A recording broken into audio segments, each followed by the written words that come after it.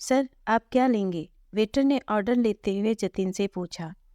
Coffee और एक sandwich. Jatin ने अपना ऑर्डर बता दिया। थोड़ी देर में एक वेट्रेस उसका ऑर्डर लेकर आई। Sir, your order. मोबाइल में नजरें गड़ाए जतिन की नजरें जैसे ही उस लड़की की तरफ उठी, वो चौंक गया। वो वेट्रेस भी सकपकाकर जल्दी से ट्रे रखकर वहां से चली गई। सुरभि यहाँ? जतिन का चेहरा तनाव से भर उठा। अगले ही पल वो वितृष्णा से बड़बड़ा उठा। कहीं भी हो, मुझे उससे क्या? अब मेरा उससे कोई रिश्ता नहीं।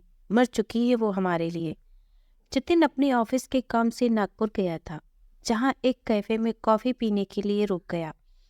उसे अंदाजा भी नहीं था कि इस तरह सुरभि से उसका सामना हो जाएगा। उसको देखने के बाद उसके लिए कॉफी पीना भी मुश्किल लग रहा था। बहुत सी पिछली बातें उसके जहन में घूमकर उसका मन कसेला कर रही थीं। वो तो वहां से निकल गया, लेकिन मन था कि उन यादों से निकल ही नहीं रहा था। पिछले सारे घाव जो मुश्किल से थोड़ा भरने लगे थे, वो फिर से हरे हो गए थे। बात 4 साल पहले की थी। खुशहाल परिवार था उनका। पिता राकेश जी, माँ शालिनी जी और 2 बच्चे, जतिन और सुरभि। दोनों भाई बहन एक दूसरे पर जान छिड़कते थे। जतिन सुरभि से बड़ा था, लेकिन उसकी जिद थी कि पहले सुरभि की शादी करेंगे, फिर ही मेरे बारे में सोचना। सुरभि के लिए एक अच्छे लड़के की तलाश हो ही रही थी कि एक दिन उन्हें जोरदार झटका लगा, जब सुरभि रात तक घर नहीं आई। राकेश जी और जतिन ने खूब खोज की, उसकी सहेलियों के पास फोन किए, लेकिन सुरभि का कोई पता नहीं चला। घर में न किसी को खाने पीने की सुध थी, न किसी चीज की। शालिनी जी का रो रो कर बुरा हाल था। 2 दिन बाद एक अनजान नंबर से फोन आया। जतिन ने फोन उठाया तो उधर से आवाज आई, मैं सुरभि बोल रही हूँ। मैंने अपनी पसंद के लड़के से शादी कर ली है और मैं बहुत खुश हूँ। मुझे ढूंढने की कोशिश मत करना। जतिन ने गुस्से में फोन पटक दिया। किसी को सुरभि से ये उम्मीद नहीं थी। जतिन ने तो कसम खा ली थी कि आज के बाद वो कभी सुरभि का नाम भी नहीं लेगा। सुरभि अपने घर वालों के मुंह पर कालिख मलकर घर से भाग चुकी थी। ये बात सहन करना सबके लिए बहुत मुश्किल था, लेकिन न उसका कोई ठिकाना था, न खबर। उन्होंने सुरभि को उसके हाल पर छोड़कर उससे सारे रिश्ते तोड़ लिए।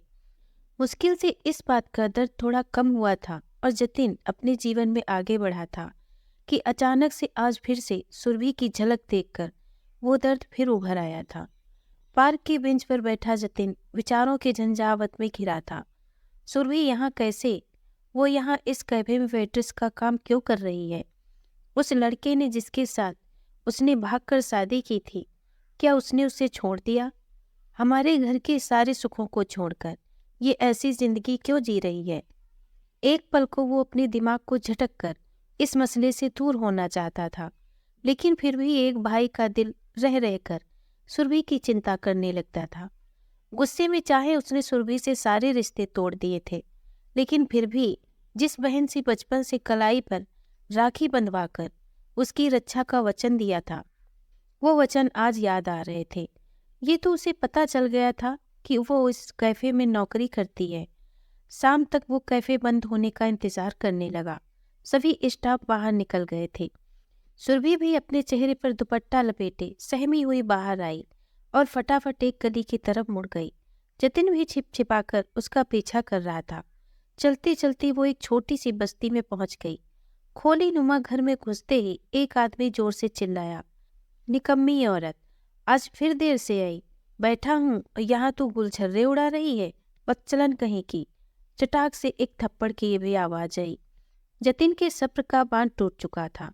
वो दरवाजे को धक्का देते हुए अंदर गया और उस आदमी को पकड़कर 2-4 थप्पड़ रसीद कर दिए।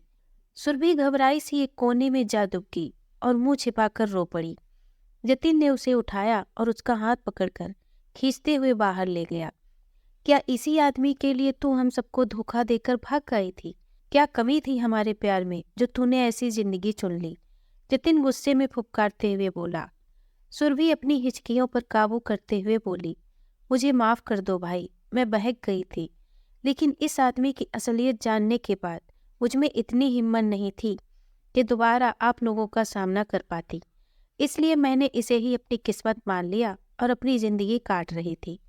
आखिर करती भी तो क्या, मैंने ये नरक भी तो खुद ही चुना था। कहकर सुरभि फपक कर रो पड़ी। जतिन ने बहन को सीने से लगा लिया। पगली, एक बार बात तो करके देखती। तेरी एक गलती के पीछे तूने इतने सालों का विश्वास तोड़ दिया। लेकिन तू चिंता मत कर, तेरा भाई अभी जिंदा है, अभी भी कुछ नहीं बिगड़ा।